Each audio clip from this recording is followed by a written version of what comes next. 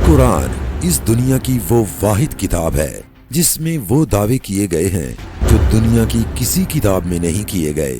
इस किताब में इस किताब का खालिक खुद कलाम करता है और साफ साफ कहता है कि ये किताब उसने नाजिल की है जिसने न सिर्फ इंसान को पैदा किया बल्कि जमीनों आसमान और इसके अंदर जो कुछ भी है सबको महज 6 दिनों में पैदा करके तख्ते कायनात पर जलवागर हुआ।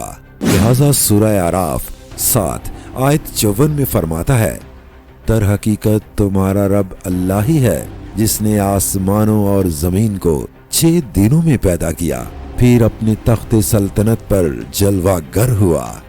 लेकिन एक इंसान होने के नाते फितरती तकाजा है कि बात वो तस्लीम की जाए जिसका वाज़ेह सबूत हो। हमारे पास क्या सबूत है कि ये बात अल्लाह ही ने की है और ये कलाम अल्लाह ताला ही की जानिब से है? तो वो फरमाता है सूरह बकरा 2 आयत नंबर 23 और 24 में, अगर तुम्हें इस अमर में शक है कि ये किताब जो हमने अपने बंदे पर उतारी है ये हमारी है या नहीं, तो इसकी मानंद एक ही सूरत बना लाओ, अपने सारे हम नवाओं को बुला लो, एक अल्लाह को छोड़कर बाकी जिस को चाहो मदद ले लो अगर तुम सच्चे हो। फिर कहता है तो ये काम करके दिखाओ, लेकिन अगर तुमने ऐसा ना किया और यकीनन कभी नहीं कर सकते। देखा जाए तो ये इंसान को खुल्लम खुला चैलेंज दिया गया है कि वो आजमा सकता है। महज एक सूरत का तकाजा करना, वो भी चैलेंज के तौर पर, हैरत की बात है। क्या इस वक्त अरब दुनिया मौजूद नहीं है? क्या अरबी जुबान में लिखने वाले मौजूद नहीं हैं? शायर, अदीब, अफसाना निगार, अल्फाज के ताने बाने के जलीलुल कदर असातिज़ा जो खुद जबान के मुकम्मल माहिर और सरखेल हैं, जो अपने अलावा पूरी दुनिया को गूंगा कहते हैं। लेकिन मंदरजा वाला आयात ने पूरी अरब दुनिया के मुंह पर ताला लगा दिया। हजारों सालों से कुरान हकीम के खालिक के अल्फाज सिर्फ इसी इंतजार में हैं कि क्या कोई इस कुरान हकीम की एक भी सूरत बना पाता है। लेकिन मजाल है किसी की आवाज निकली हो, जैसे सांप सूंघ गया हो। एक सूरत तो दरकिनार, एक आयत भी लिखने की जुर्रत नहीं। जुर्रत भी तो दूर की बात, किसी में एक तजर्बा करने की जसारत भी ना पैदा हो सकी, क्योंकि वो जानते हैं कि इस तरह का कलाम इंसान के बस की बात ही नहीं। हजारों सर जोड़े जाएं, जमीनों आसमान के कलाबे मिला लिए जाएं, कुरान हकीम के इस चैलेंज का सामना नहीं किया जा सकता। और ये तस्लीम करना लाजम है कि ये कलाम इंसानी नहीं है, बल्कि कोई है जो अपने दावे में सच्चा है, उसकी बात सुननी ही पड़ेगी।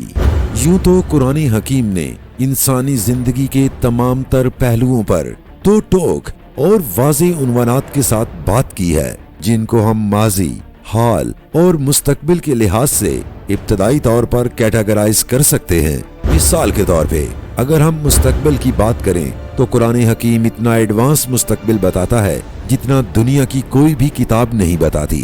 कुरान हकीम की सूरह इन्फितार ने इंसानी मुस्तकबिल की पेशन गोइयां वाज़ेह तौर पर खोल के रख दी हैं। फरमाता है, जब आसमान फट जाएगा और जब सितारे बिखर जाएंगे और जब समंदर फाड़ दिए जाएंगे और जब कब्रें खोल दी जाएंगी, उस वक्त हर शख्स उसका अगला पिछला सब किया धरा मालूम हो जाएगा।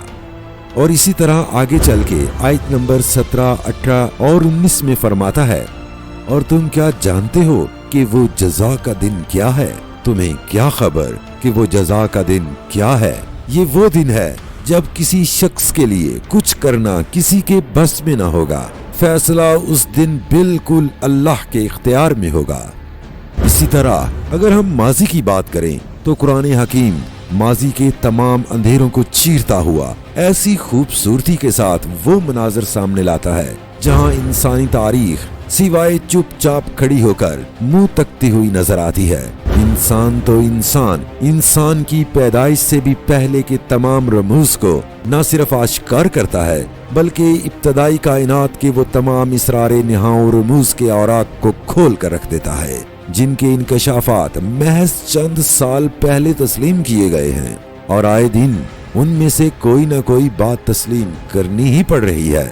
اب رہی بات حال کی، تو یہی ہمارا وہ ٹاپک ہے جس پر ہم آئندہ بات کریں گے کہ قرآن حکیم کیا کہتا ہے دور حاضر، حال یا ابھی اسی وقت جب وہ ہم سے براہ راست مخاطب ہوتا ہے۔ اسی پر ہمارے آئندہ تمام پروگرامز ہوں گے، تو ہمارے ساتھ رہیے اس خوبصورت اور سنسنی خیز سفر میں جس کا نام ہے لائیو قرآن۔